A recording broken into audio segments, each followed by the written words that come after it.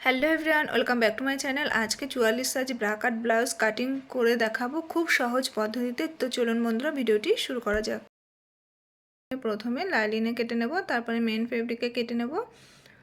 তো এই সূত্র ধরে আপনারা যে কোনো সাইজের জন্য ব্রা কাট ব্লাউজ কাটিং করতে পারবেন, শুধু মাপগুলো আলাদা হবে, ঠিক আছে। তো আমি প্রথমে লাইলিন কাপড়টিকে দুটি ভাঁজ করে নিয়েছি, নিজের দিকে নিয়েছি বন্ধ দিক, অপর দিকে আছে খোলা দিক। এবার প্রথমে ঝুলের মাপ নিতে হবে। তো ঝুল যা থাকবে তার থেকে আরও 1 ইঞ্চি এক্সট্রা বেশি নিয়ে নিতে হবে। তো এখানে আমি টোটাল ঝুল নিয়েছি 16 ইঞ্চি।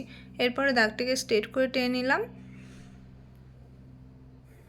এখান থেকে নেব পুটের মাপ। তো 44 সাইজের জন্য পুটের মাপ নিয়েছি এখানে 6 ইঞ্চ, আর আরমোল নেব এখানে 6 ইঞ্চ। এরপরে দাগগুলো মিলিয়ে নেব। এরপরে এখান থেকে ছাতির মাপ নেব। তো ছাতি আছে এখানে 44, 44কে 4 দিয়ে ভাগ করলে হবে 11 ইঞ্চি, আরও 2 ইঞ্চি এক্সট্রা নিয়ে নেব। এখানে কিন্তু আপনারা 48 সাইজ পর্যন্ত ব্লাউজটি তৈরি করতে পারবেন, ঠিক। এরপরে কোমরের মাপ নেব। তো এখানে আমার টোটাল যা এসছে নিচের থেকে 1/2 ইঞ্চ কমিয়ে তারপরে মার্ক করে নেব, কারণ এখানে ফিটিংসের মাপ এখন নিচ্ছি না, যখন ব্লাউজটি সেলাই করব তখন ফিটিংসের মাপ নিয়ে সেলাই করে নেব।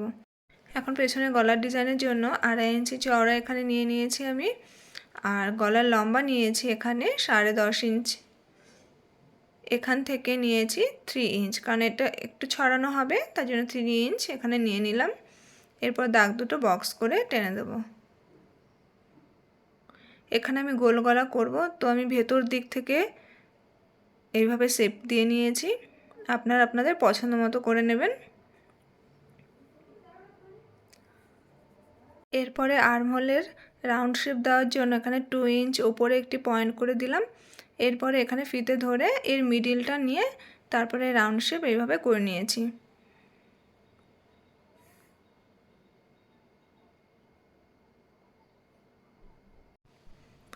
এখন শোল্ডার ডাউন করব। তো এখানে 1/2 ইঞ্চ নিয়ে তারপরে শোল্ডার ডাউন করে দিয়েছি। তো দেখুন আমি এইভাবে শোল্ডার ডাউন করি, ঠিক আছে। তো এখন টেকিংয়ের মাপ নেব। তো টেকিংয়ের চওড়া নিয়েছি 5 ইঞ্চ, এরপর লম্বাও নেব 5 ইঞ্চ। এরপরে দুপাশ থেকে 1/2 ইঞ্চ করে 1 ইঞ্চ কিন্তু আমাদের টেকিংয়ের জন্য চলে যাবে। তো এখানে সমস্ত ড্রয়িং করা হয়ে গেছে, এখন কাটিং করে নেব।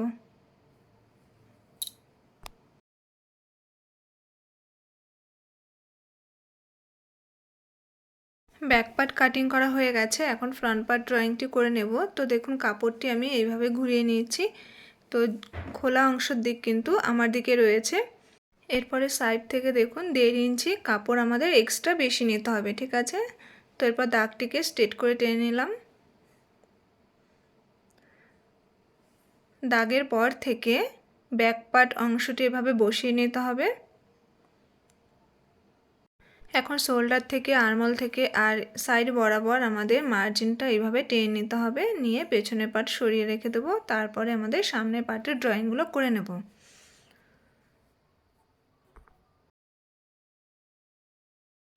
এখানে আমার আর্মহোল ছিল কত 6 ইঞ্চ।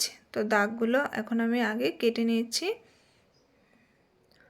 তো সামনের পার্টের জন্য কিন্তু আমাদের তাল পাট কাটিং করতে হবে। তো 1/2 ইঞ্চ নিচের থেকে ডাউন করে তাল পাটের শেপটা করে নিচ্ছি। এখন সামনের গলার লম্বার মাপ নেব এখানে 7 ইঞ্চ। তো এটা কিন্তু ডিপ গলা করছি, আর এটা কিন্তু পারফেক্ট গলা হয়। আপনারা যদি না চান তাহলে 6 ইঞ্চ নিয়ে নিতে পারেন। আর এখান থেকে চওড়া নিলাম 3 ইঞ্চ।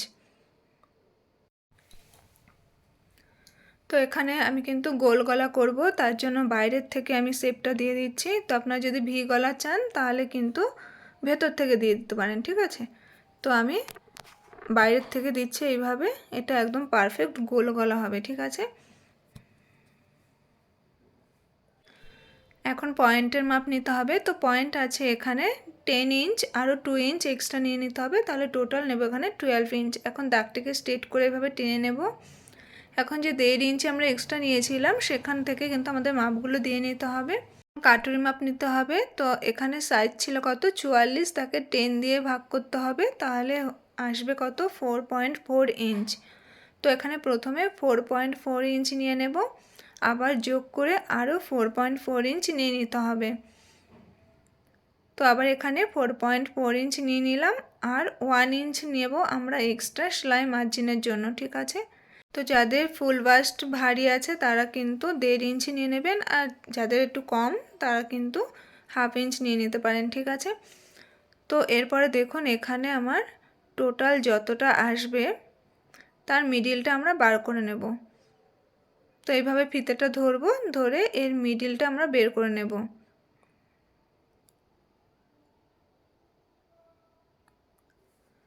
তো এটা হচ্ছে আমাদের মিডিল পয়েন্ট, ঠিক আছে। এরপরে দেখুন কাটুরির শেপগুলো দিয়ে নেব, তার জন্য এখানে 1.3 ইঞ্চ দিয়ে দিলাম, এখান থেকেও 1.3 ইঞ্চ নেব, এখান থেকেও 1.3 ইঞ্চ নেব, আর এখান থেকে 1/2 ইঞ্চ নেব। এটা কিন্তু 1/2 ইঞ্চ কিন্তু যে কোনো সাইজের জন্য নিতে হবে, ঠিক আছে। তো এই 4টি দাগ আমরা মিডিলে যোগ করে দেব।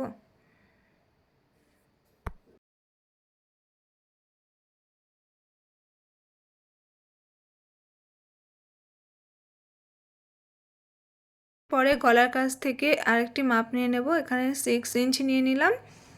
এরপরে দেখুন তালপাটের কাছ থেকে 2.5 ইঞ্চ ভেতরে একটি পয়েন্ট করে দেব। এটা কম্পালসারি যে কোনো সাইজের জন্য, ঠিক আছে। তো এরপরে এই 3টে দাগ কিন্তু মিলিয়ে দেব।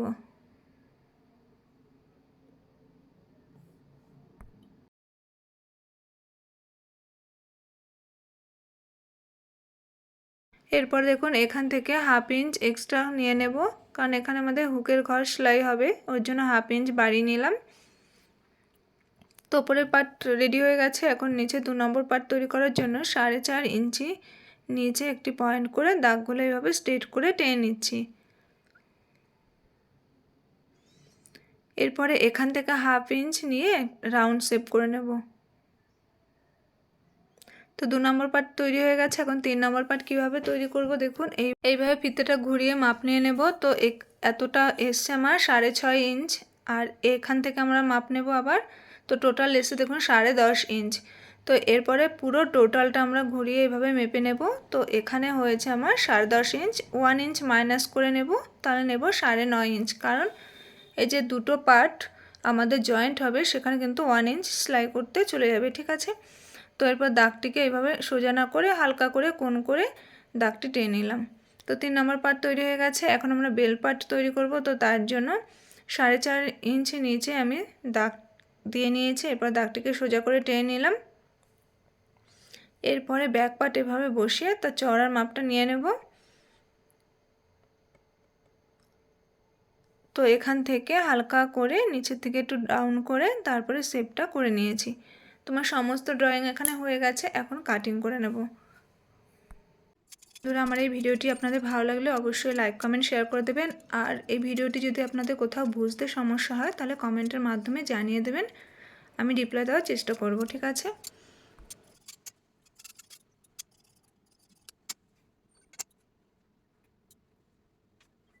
এখন হাতা কাটিং করব। তো তার জন্য কাপড়টিকে আমি 4 পার্ট করে নিয়েছি। এখানে আমার 2টি হাতা একই সাথে বের হবে। তো এরপরে লম্বার মাপ নিয়ে নেব। তো আমার হাতার লম্বা আছে 9 ইঞ্চ, আরও 1 ইঞ্চ এক্সট্রা করে টোটাল নিলাম 10 ইঞ্চ। এখন দাগটিকে সোজা করে টেনে নেব।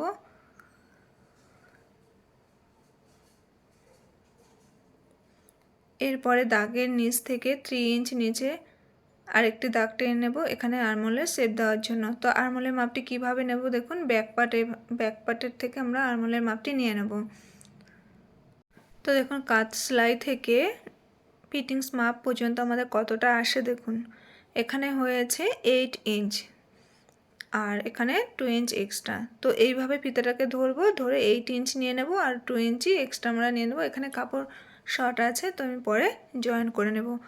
এরপর মুহুরি আছে আমার এখানে 11 ইঞ্চ, তার হাফ নেব 5.5 ইঞ্চ, আর 2 ইঞ্চ এখান থেকে এক্সট্রা নিয়ে নেব। এখন দাগ দুটি এভাবে মিলিয়ে নিচ্ছি।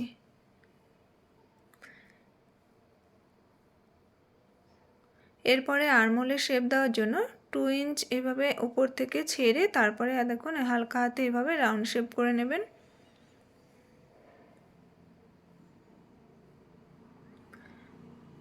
তো এখন তালপাট কাটিং করার জন্য ফিতাটাকে এভাবে ধরবে, ধরে মিডিলের থেকে 1/2 ইঞ্চ নিচের থেকে নামিয়ে তালপাটের কাটিং করতে হবে। হাতা ড্রয়িং করা হয়ে গেছে, এখন কাটিং করে নিচ্ছি।